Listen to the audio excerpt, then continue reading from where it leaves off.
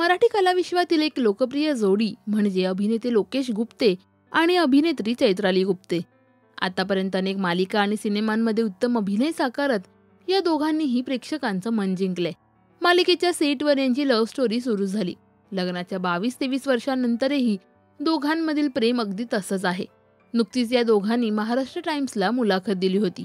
यावेळी कोणत्या एका गोष्टीवरून तुमच्यात वाद किंवा भांडण होतात असं विचारलं असता चैत्रालीने म्हटलंय की त्याची नीटनेटकेपणाची सवय. त्याला घर प्रचंड नीटनेटकं लागतं. वस्तू नीट ठेवल्या की त्या मला आणि शुभवीला सहजासहजी मिळत नाहीत. काही वर्षांपूर्वी लोकेश चित्रीकरणासाठी 2-3 महिने परदेशात गेला होता. तेव्हा मला आणि शुभवीला नीटनेटकेपणातून सुटका मिळाली होती. तो घरी नसताना आम्ही घरातल्या स्वच्छ कोपऱ्यात जाऊन त्याच्याशी व्हिडिओ कॉलवर बोलतो. तो परत येण्याच्या 3 दिवस आधी घर साफ करतो. त्याच्या या सवयीमुळे आमच्यात थोडे वाद होतात, पण आम्ही ते कधीच फार काळ टिकू देत नाही.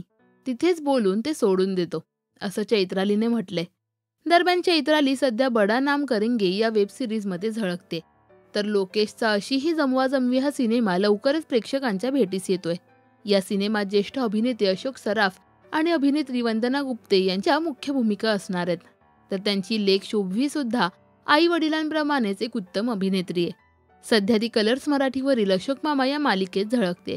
लोकेश आणि चैत्राली यांची जोडी तुम्हाला आवडते का हे आम्हाला कमेंट्समध्ये नक्की सांगा. मराठी सिनेविश्वातील बातम्या, अपडेट्स आणि गॉसिपसाठी सबस्क्राईब करा राजश्री मराठी.